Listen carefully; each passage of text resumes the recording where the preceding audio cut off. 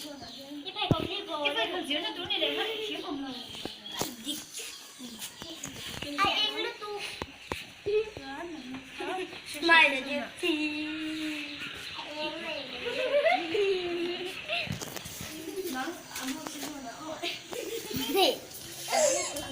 smile the jet smile trên nào cũng lên chú đấu lên yes làm xem lầu bậc khật còn gì nữa mà hello lan san thấu biết số mới đấy chưa thấu rồi dạ mới đấy chưa đấy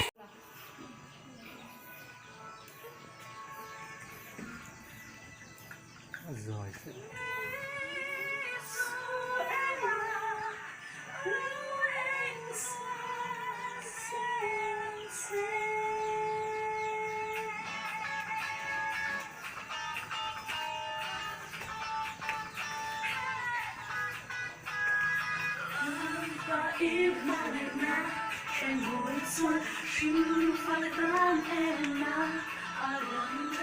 đây trong cái buổi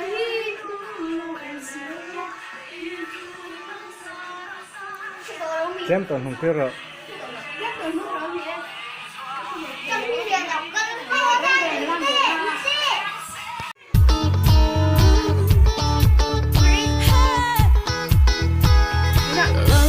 Và im ba ngày na